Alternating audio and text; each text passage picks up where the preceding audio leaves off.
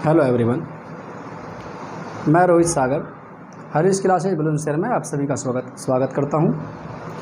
देखिए, पिछली वाली क्लास में जो हमने कराया था, मेरे द्वारा जो कराया गया था, वो था मूल अधिकार।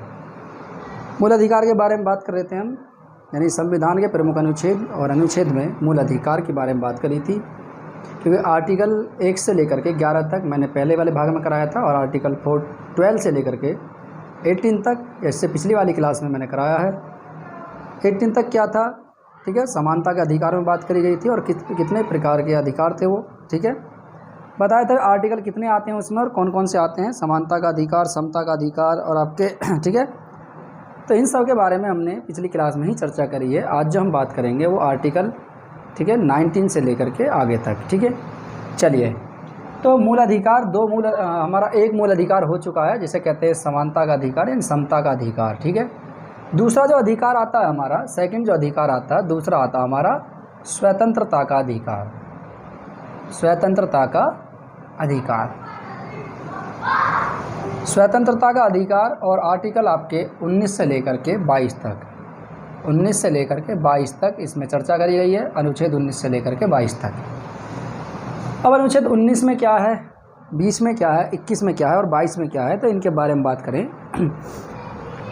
अनुच्छेद 19 कहता है कि वाक एवं अभिव्यक्ति की स्वतंत्रता, यानी व्यक्ति की वाक एवं अभिव्यक्ति की स्वतंत्रता अनुच्छेद 19 है। यानी आप आर्टिकल 19 के तहत आप कहीं भी पूरे देश में, भारत के सीमा क्षेत्र में आप कहीं भी घूम सकते हो, यानी कुछ क्षेत्रों को छोड़ करके। ऐसा नहीं है कि आप हर एक क्षेत्र में चले जाओ, लेकिन आर्टिकल 19 ये कहता है कि आप भारत के किसी भी क्षेत्र में आप जा सकते हो, आपको स्वतंत्रता है जाने की। वाक स्वतंत्र है, आप कुछ भी बोल सकते हो, लेकिन ऐसा नहीं कि आप कुछ भी बोलने लग जाए तो इसका मतलब ये नहीं है कि दूसरे व्यक्ति को। तो आर्टिकल 19 कहता है कि आपको सभा बनाने का अधिकार है, आपको बोलने का अधिकार है, लेकिन कब तक, जब तक किसी को नुकसान ना हो उस चीज़ से। तो आर्टिकल 19 19, ठीक है, वाक एवं अभिव्यक्ति की स्वतंत्रता। आर्टिकल 19 में आता है वाक एवं अभिव्यक्ति की स्वतंत्रता।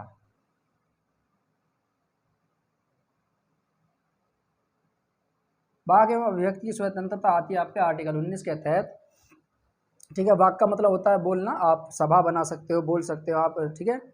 तो लेकिन कब तक, जब तक कि किसी दूसरे व्यक्ति को उससे नुकसान ना हो, ठीक है। चलिए आगे बात करें। आर्टिकल 22, आर्टिकल 20, तो आर्टिकल 20 की बात करें, ठीक है।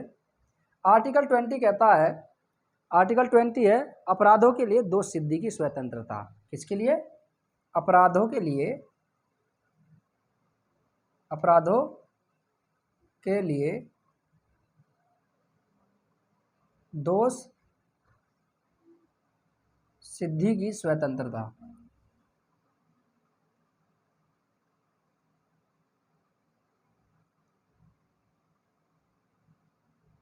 अपराधों के लिए दोष सिद्धि की स्वतंत्रता। देखिए यह है क्या, आर्टिकल 20 कहता है कि यदि मान लीजिए कोई व्यक्ति अपराध करता है और पुलिस द्वारा उसको गिरफ्तार कर लिया जाता है, तो उसको अब एक ही अपराध के लिए केवल एक ही दंड दिया जाएगा, दोहरा दंड नहीं। याद रखना, यानी एक ही अपराध के लिए केवल उसे एक ही दंड दिया जाएगा, दोहरा दंड नहीं। मान लीजिए आपने कोई चोरी कर ली और चोरी करने के बाद आप उसकी सज़ा भुगत चुके हो, काट चुके हो, तो ऐसा नहीं है कि पुलिस वाले आपको दोबारा उसी अपराध में गिरफ्तार करें। तो इसलिए यह है कि अपराधों के लिए दोष सिद्धि की स्वतंत्रता का अधिकार आपको आर्टिकल 20 के तहत दिया गया है कि अगर आपने किसी एक, ठीक है, एक अपराध के लिए आपने सज़ा काट ली है, तो आपको उस अपराध के लिए कोई दोहरी सज़ा नहीं दी जाएगी। ये आपका आर्टिकल 20 के तहत कह दिया गया। आगे बात करें आर्टिकल 21। आर्टिकल 21 में बात करें, आर्टिकल 21 कहता है कि प्राण एवं दैहिक स्वतंत्रता का अधिकार। किसका? प्राण एवं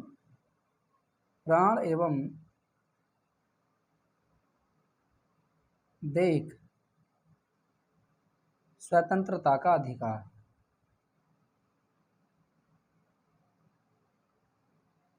प्राण एवं दैहिक स्वतंत्रता का अधिकार, ठीक है, ये काहे में दिया गया है आपका?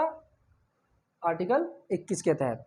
तो आर्टिकल 21 के तहत कहता है कि प्राण एवं दैहिक स्वतंत्रता का अधिकार, यानी आप मुझे, ठीक है, जीवित रहने का भी अधिकार है। ये किसके अंतर्गत कहा गया है? आर्टिकल 21 के अंतर्गत। देखिए क्या होता है कि मान लीजिए कोई आपके आसपास कोई ऐसी चीज़ है, कोई ऐसी फैक्ट्री लगा दी जाए जिससे आपको सांस लेने में दिक्कत हो रही है या फिर किसी चीज़ के आपके शरीर पर कोई इफेक्ट पड़ता है, तो आप इसको लेकर के भी आप सुप्रीम कोर्ट जा सकते हो कि ये मेरे ठीक है प्राणिक दैहिक स्वतंत्रता का हनन हो रहा है, इसलिए यानी मेरे मौलिक अधिकार का हनन हो रहा है, तो आप उस फैक्ट्री पर केस भी कर सकते हो। बहुत सी चीज़ें होती हैं इसके अंतर्गत। देखिए और एक चीज़ और है, आर्टिकल 21 में एक और रख दिया गया है।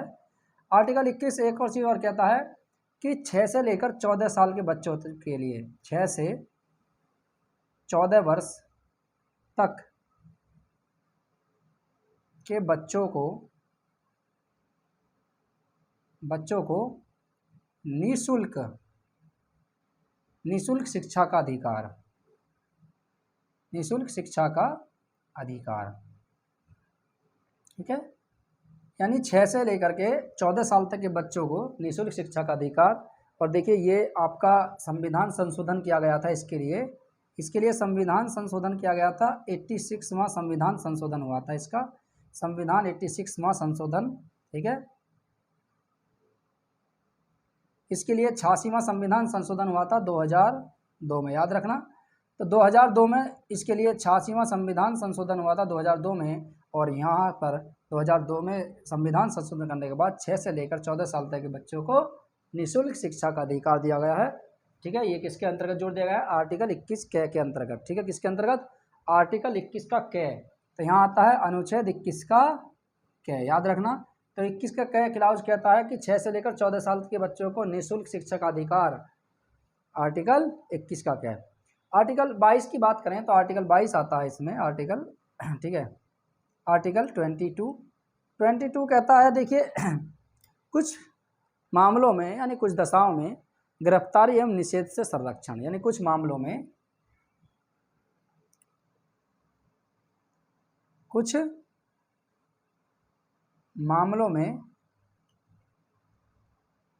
गिरफ्तारी एवं निषेध से संरक्षण, ठीक है। अब देखिए इसमें क्या है, गिरफ्तारी और निषेध से क्या है। आर्टिकल 22 ये कहता है कि मान लीजिए आपने कोई अपराध कर दिया और पुलिस आपको पकड़ के ले गई, तो 24 घंटे के अंदर अंदर आपको मजिस्ट्रेट के सामने पेश करना होगा, ठीक है। यानी अगर मान लीजिए पुलिस ने आपको गिरफ्तार कर लिया तो पुलिस का ये कर्तव्य होता है कि आपको 24 घंटे के अंदर अंदर मजिस्ट्रेट के सामने पेश किया जाए, ठीक है। और इसमें एक बात और है इसके अंतर्गत, याद रखने कि 24 घंटे के अंदर अंदर आपको मजिस्ट्रेट के सामने पेश करना है, ठीक है। लेकिन इसमें यात्रा का समय नहीं जोड़ा गया। क्या नहीं समय जोड़ा गया? यात्रा का ठीक है। इसके अंतर्गत यात्रा का समय नहीं जोड़ा गया है। केवल इसमें यह कमी कर दी गई है कि अगर पुलिस आपको गिरफ्तार कर लेती है तो 24 घंटे के अंदर अंदर आपको मजिस्ट्रेट के सामने पेश करना होगा, लेकिन इसमें केवल यात्रा की अवधि नहीं जोड़ी गई है, ठीक है। तो यात्रा की अवधि नहीं जोड़ी गई है इसके अंतर्गत। अब देखिए इसका मिसयूज भी होता है, कभी कभी मिसयूज भी हो जाता है इसका। आपको मजिस्ट्रेट के सामने पेश नहीं किया जाता 24 घंटे के अंदर। पुलिस वाले कहते हैं जी ट्रैफिक की प्रॉब्लम हो गई, ट्रैफिक, ठीक है, गाड़ी पंचर हो गई, ये चीज़ हो गई, तो इसमें यहाँ पर ये चीज़ आ जाती है। तो यात्रा का समय नहीं जोड़ा गया है, लेकिन ये कहता है कि आपको 24 घंटे के अंदर अंदर मजिस्ट्रेट के सामने पेश करना होगा। लेकिन किसके लिए? सामान्य व्यक्ति के लिए। ये उन व्यक्तियों के लिए नहीं है जिन पर NA लगा हो, रासुका लगी हो, ठीक है, जिनमें रासुका लगी हो या किसी आतंकवादी को गिरफ्तार कर लिया गया हो, तो उनके लिए यहाँ पर ये अमान्य है, याद रखना, ठीक है। केवल किसके लिए? सामान्य लोगों के लिए, यानी जो सामान्य लोग जो आपके छोटे मोटे केस में गिरफ्तार किए जाते हैं, केवल उन्हीं के लिए है। तो इसमें 24 घंटे के अंदर अंदर आपको मजिस्ट्रेट के सामने पेश किया जाएगा। अगर आपको मजिस्ट्रेट के सामने पेश नहीं किया जाता है तो उसके परिवार वाले पुलिस पर केस भी कर सकते हैं। हैबियस कॉर्पस का आपको बंदी प्रत्यक्षीकरण वाला आप रिट दर्ज कर सकते हैं सुप्रीम कोर्ट में जाकर के। तो 24 घंटे के अंदर अंदर आपको दिखाना पड़ेगा कि वो व्यक्ति आखिरकार है कहाँ। आपने अभी मूवी देखी होगी एक जय भीम मूवी, तो उसमें वही पूरा कहानी बताई गई है, हैबियस कॉर्पस, ठीक है, याद रखना, बता रहे हैं। मूवी का नाम क्या है? जय भीम। तो जय भीम मूवी में ही बताया गया है, हमें हैबियस कॉर्पस ही लगाई जाती है, बंदी प्रत्यक्षीकरण, कि बंदी को मेरे सामने प्रत्यक्ष यानी समक्ष पेश किया जाए। कोर्ट ये आदेश देता है कि आपने जिसको गिरफ्तार किया है आप उसको मेरे सामने पेश कीजिए कहाँ है वो आखिरकार। ठीक है, अगर आपको मान लीजिए कोई गिरफ्तार, पुलिस गिरफ्तार कर लीजिए, 24 घंटे के अंदर अंदर मजिस्ट्रेट के सामने पेश नहीं करती है, तो आप सुप्रीम कोर्ट में या कोर्ट में रिट जाहिर कर सकते हैं। ठीक है, हाई कोर्ट में। तो किसके लिए? बंदी प्रत्यक्षीकरण के लिए। ठीक है, हैबियस कार्पस। चलिए, ये तो हो गया 22 तक। तो ये आर्टिकल 22 आ गया, स्वतंत्रता का अधिकार 19 से लेकर 22 तक। आगे बात करें नेक्स्ट, तो आगे आता है आपका शोषण के विरुद्ध अधिकार। किसके विरुद्ध अधिकार? शोषण के विरुद्ध अधिकार। आगे बात करें तो आपका मौलिक अधिकार 3 की बात करें तो मौलिक अधिकार 3 आता है आपका शोषण के विरुद्ध अधिकार। ठीक है, नंबर 3 पर आता है शोषण के विरुद्ध अधिकार। नंबर 3 शोषण के विरुद्ध अधिकार।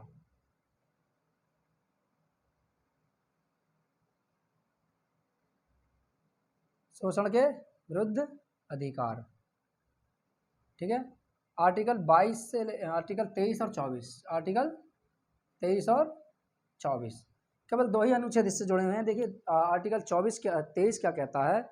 आर्टिकल 23 में कहा गया है कि मानव दुर्व्यापार एवं बलात् श्रम का प्रतिषेध। ठीक है, आर्टिकल 23 के अंतर्गत कहा गया है कि मानव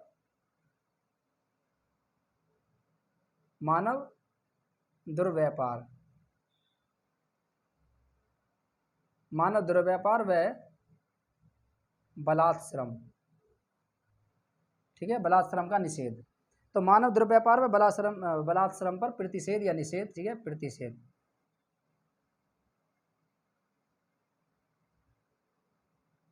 अब देखिए ये क्या है? देखिए बहुत बड़े स्तर पर, ठीक है, मानव तस्करी की जाती है तो उस पर रोक, आर्टिकल 23 के तहत। और देखिए ऐसा, ये बलात् श्रम का मतलब होता है, मान लीजिए आप किसी पर काम करवा रहे हैं और काम करवाने के बाद आप उसकी दिहाड़ी ना दें या ज़बरदस्ती आप उस पर ज़बरदस्ती उसको काम पर लगाएं। ये पहले होता था लेकिन अब ऐसा नहीं है, संविधान में इसके लिए लिख दिया गया है आर्टिकल 23। आर्टिकल 23 कहता है कि आप ज़बरदस्ती किसी पर काम नहीं करा सकते हैं। ठीक है, अगर आपने ऐसा किया तो क्या होगा? आर्टिकल 23 के तहत आप उसके मौलिक अधिकारों का हनन कर रहे हो और इसके तहत वो कहाँ जा सकता है? Supreme court. कहाँ जा सकता है? सुप्रीम कोर्ट जा सकता है। तो आप किसी पर ज़बरदस्ती आप किसी पर काम नहीं करा सकते हो। ये बलात् श्रम का मतलब होता है ज़बरदस्ती किसी पर काम कराना। ठीक है, पहले ये होता था, पहले क्या होता था कि जो जमींदार लोग होते थे ज़बरदस्ती, अंग्रेज़ों ने भी इसका बहुत ज़्यादा फ़ायदा उठाया है।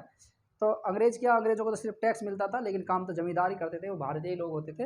तो जमींदार जो होते थे ज़बरदस्ती ले जाते थे, गाँव खेतों में काम करा रहे हैं, उनको मजदूरी भी नहीं दी जा रही है, ज़बरदस्ती बलात् श्रम होता था। तो इस पर प्रतिषेध कर दिया गया, रोक लगा दी गई है आर्टिकल 23 के अंतर्गत। बहुत बड़े स्तर पर ठीक है, क्या होती है? ह्यूमन ट्रैफिकिंग होती है। ठीक है, कुछ स्त्रियाँ ऐसी होती हैं जिनको बाहर भेजा जाता है देश में, ठीक है, इलीगल तरीके से। तो इस पर सब पर रोक कहाँ लगाई गई? आर्टिकल 23 के तहत। आगे बात करते हैं आर्टिकल 24 की। तो आर्टिकल 24 क्या कहता है? देखिए आर्टिकल 24 है आपका, आर्टिकल 24। तो आर्टिकल 24 कहता है कि खानों में, ठीक है, और ऐसे खतरनाक चीज जगहों पर 14 साल की कम उम्र के बच्चों को काम करने का निषेध है। यानी वहाँ पर वो काम नहीं कर सकते। जिनकी उम्र 14 साल से नीचे है वो किसी भी खतरनाक जगह पर काम नहीं कर सकते। जैसे खानों में, तो इसमें आता है कारखाने, खतरनाक उद्योगों में 14 वर्ष से कम आयु के बालकों के नियोजन पर प्रतिषेध। ठीक है, तो कारखानों व खतरनाक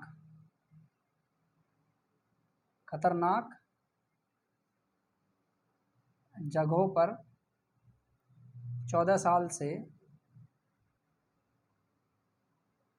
से कम उम्र के बच्चों के काम पर रोक। ठीक है, सादा सिंपल भाषा में बात कहें तो सादा सिंपल भाषा में ये कह रहा है कि जो बच्चे 14 साल से कम उम्र के होंगे उनको किसी भी खतरनाक जगह पर नहीं लगाया जाएगा, काम के लिए ज़बरदस्ती नहीं लगाया जाएगा। अगर ऐसा करता कोई पकड़ा गया है तो आप आर्टिकल 24 के तहत यानी उसके मौलिक अधिकारों का हनन कर रहे हो, तो इसलिए उसको जेल भी हो सकती है, याद रखना। तो 14 साल से कम उम्र के बच्चे यानी कारखानों में ना दिखाई देने चाहिए। खतरनाक जगह जैसा खान होती हैं, खानों में बहुत सारे बच्चों को लगा दिया जाता है काम करने के लिए। कुछ माँ बाप ऐसे होते हैं कि कुछ थोड़े से पैसों के लालच में बच्चों को भेज देते हैं काम करने के लिए कि जाइए ठीक है, फैक्ट्री में भेज देते हैं, भविष्य बेकार करते हैं, पढ़ाई वढ़ाई का तो कोई सिस्टम ही नहीं है। ठीक है, यानी पढ़ाने का तो उनका कोई मतलब ही नहीं है, बस पैसे आने चाहिए, ये नहीं देखते कि आगे आने वाले टाइम में बच्चों को भविष्य बनाना चाहिए, तो उनको भेज देते हैं काम करने पर। तो आप अगर ऐसे बच्चों को आप देखें तो सीधा सीधा आप क्या कर सकते हैं, आप उसकी कंप्लेंट कर सकते हैं कि ये बच्चे यहाँ कारखाने में लगे हुए हैं, और फैक्ट्री वाले के खिलाफ आप केस करा सकते हैं, आर्टिकल 24। ठीक है, आगे बात करें, आगे तो धर्म की स्वतंत्रता का अधिकार भाग इसका मतलब 4, यानी अगला बात करते हैं मूल अधिकार 4। तो धर्म की स्वतंत्रता का अधिकार,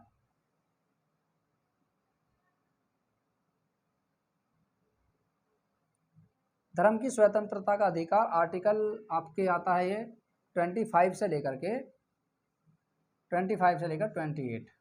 ठीक है, 4 आर्टिकल इससे जुड़े हुए हैं। तो बात करते हैं पहला आर्टिकल की, आर्टिकल 25 क्या कहता है, देखिए 25 की बात करें, 25 क्या कहता है, 25 कहता है कि अंतःकरण की तथा धर्म के आबाद रूप से मानने, आचरण करने, प्रचार करने की स्वतंत्रता। ठीक है, यानी धर्म की आबाद रूप से, स्वतंत्र रूप से, ठीक है, प्रचार करने की स्वतंत्रता, मानने की स्वतंत्रता। ठीक है, यानी कोई व्यक्ति है किसी के भी धर्म को मान सकता है, उसकी अपनी स्वतंत्रता होगी, आप ज़बरदस्ती किसी को क्या है कि धर्म नहीं मनवा सकते, आप ज़बरदस्ती किसी से ये नहीं कह सकते आप ये धर्म को मानिए। ठीक है, वो उसकी व्यक्ति की इच्छा है, वो कोई से भी धर्म को माने।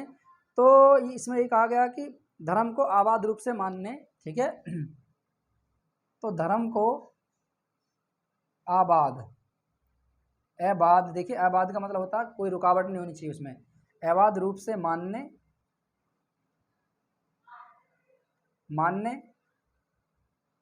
प्रचार करने,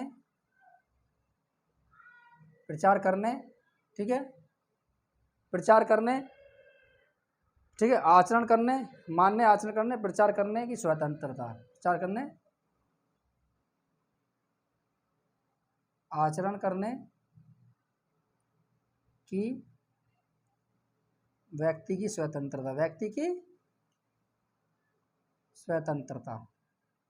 ठीक है, यानी कोई भी व्यक्ति आबाद रूप से जिसमें रुकावट ना डालने के बाद, यानी जो रुकावट ना डाल सके हम उस पर, उसे प्रचार करने का अधिकार है, आचरण करने का अधिकार है, उसे स्वतंत्रता है पूरी तरीक़ा से आर्टिकल 25 के तहत। अगर आप उस पर जोर जबरदस्ती करोगे तो वो उसका मतलब है उसके मौलिक अधिकार को हनन हो रहा है।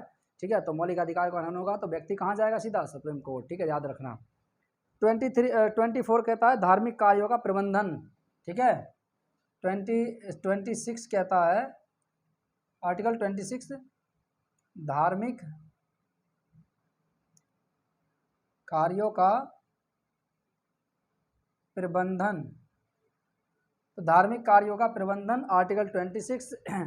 आर्टिकल 27 कहता है किसी विशेष धर्म की उन्नति के लिए, ठीक है, यानी किसी विशेष धर्म की उन्नति कराने के लिए करों का समुदाय से स्वतंत्रता। ठीक है, तो आर्टिकल 27 क्या कहता है, आर्टिकल 27 ये कहता है कि किसी विशेष धर्म को, ठीक है, यानी किसी विशेष धर्म को या किसी विशेष धर्म की उन्नति के लिए, ठीक है, यानी किसी धर्म की उन्नति के लिए करों का समुदाय से स्वतंत्रता।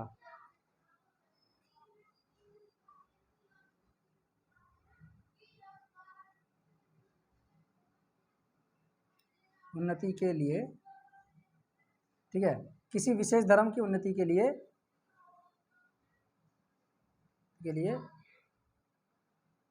करों की समुदाय से स्वतंत्रता। ठीक है, समुदाय से स्वतंत्रता। तो देखिए यह है क्या, देखिए ऐसा होता है कि अभी मान लीजिए आप बैठे हैं और आपके पास कोई आए और कहने लगे कि देखिए ये हिंदू धर्म से संबंधित जुड़ाव है या मुस्लिम धर्म से जुड़ाव है, मुस्लिम धर्म से जुड़ी हुई बातें हैं और हमें इसके धर्म की उन्नति के लिए या इस धर्म को बढ़ाना है तो आप टैक्स दीजिए या कर दीजिए, आप दीजिए। तो कोई आपको ज़बरदस्ती आपसे टैक्स नहीं ले सकता, आपसे कर नहीं ले सकता, ध्यान रख लेना। आपकी इच्छा है दीजिए, वरना मत दीजिए, कोई दिक्कत नहीं है। आपको ज़बरदस्ती कोई आपसे नहीं ले सकता। अभी आते हैं ना, जैसे चंदा दे दीजिए जी कि ये कर दीजिए वो कर दीजिए, ज़बरदस्ती करते हैं, नहीं दोगे तो हाथापाई भी होती है, बहुत ज़्यादा सोशल मीडिया पर मैंने वीडियो भी आती हैं। ठीक है, तो इसमें होता है कि ज़बरदस्ती किसी से लिया जाता है कि आपको देना है, ये करना है। तो इसमें कहा गया है कि आप किसी भी धर्म को बढ़ाने के लिए, बढ़ावा देने के लिए, ठीक है, आपसे कोई ज़बरदस्ती पैसा नहीं लेगा। तो इतने इतने ही रहने देते हैं इसमें अभी, ठीक है, बाद में और बता देंगे, चर्चा करेंगे जब इसकी डिटेल में। चलिए आगे बात करें आर्टिकल 28, क्योंकि वीडियो बहुत ज़्यादा लंबी हो जाती है। तो आर्टिकल 28 की बात करें तो 28 की बात करें तो 28 में देखिए क्या कहा गया है 28 के अंतर्गत कहा गया है कि कुछ शिक्षण संस्थानों में धार्मिक शिक्षा या धार्मिक उपासना में उपस्थिति होने के बारे में स्वतंत्रता, ठीक है। जो कुछ शिक्षण संस्थान हैं, ठीक है, कुछ शिक्षण संस्थान, ठीक है, कुछ शिक्षण संस्थान, ठीक है, संस्थान में धार्मिक, ठीक है, कुछ शिक्षण संस्थानों में धार्मिक या, ठीक है, धार्मिक शिक्षा या धार्मिक शिक्षा या धार्मिक उपासना में उपस्थित, धार्मिक उपासना में उपस्थित होने की स्वतंत्रता, ठीक है, उपस्थित होने की स्वतंत्रता। मान लीजिए कोई धार्मिक कार्य चल रहा है, आप उसमें स्वतंत्र हो सकते हैं किसी भी संस्था या फिर आपके शिक्षण संस्थानों में, यानी कोई ऐसे कॉलेज, ठीक है, यूनिवर्सिटी हो जिनमें धर्म की शिक्षा दी जाती हो, तो आप उनमें उपस्थित होने की आपकी स्वतंत्रता, उपस्थित हो या ना हो आपकी मर्जी है, ठीक है। ऐसा नहीं है कि आपके क्या करेंगे, ज़बरदस्ती आपको वहाँ बैठाया जाए या ज़बरदस्ती आपसे कहे कि आप इसमें शामिल होइए। तो इसमें कहा कुछ शिक्षण संस्थानों में धार्मिक शिक्षा या धार्मिक उपासना में उपस्थित होने की स्वतंत्रता। और धार्मिक शिक्षा का मतलब देखिए यहाँ पे क्या कहा है कि शिक्षण संस्थानों में धार्मिक शिक्षा, यानी अगर मान लीजिए राज्य सरकार से किसी को पैसा आ रहा है, ठीक है, या केंद्र सरकार से किसी कॉलेज या यूनिवर्सिटी के लिए फंडिंग होती है, तो उस कॉलेज या शिक्षण संस्थान में या स्कूल में या किसी में भी धर्म की शिक्षा नहीं दी जाएगी। याद रखना, किसकी शिक्षा नहीं दी जाएगी, धर्म की शिक्षा नहीं दी जाएगी, ठीक है। अगर राज्य सरकार से फंडिंग हो रही है या केंद्र सरकार से फंडिंग हो रही है तो वहाँ पर धर्म की शिक्षा नहीं दी जाएगी, उसमें धार्मिक उपासना में उपस्थित होने की उसकी स्वतंत्रता होगी, लेकिन यहाँ पर यहाँ पर धर्म की शिक्षा नहीं दी जाएगी किसी भी शिक्षण संस्थान में। इतना आप ध्यान रख लेना, ठीक है। अगर मान लीजिए राज्य सरकार से किसी को फंडिंग होती है, ठीक है, अभी आप देखा होगा के, तो ये एक स्कूल का कौन सा था, यूनिवर्सिटी थी, स्कूल नहीं यूनिवर्सिटी, अलीगढ़ मुस्लिम यूनिवर्सिटी, ठीक है। तो इसमें बहुत ज़्यादा विवाद भी उठे थे कि इसमें अपने एक पर्सनल धर्म की शिक्षा दी जा रही है।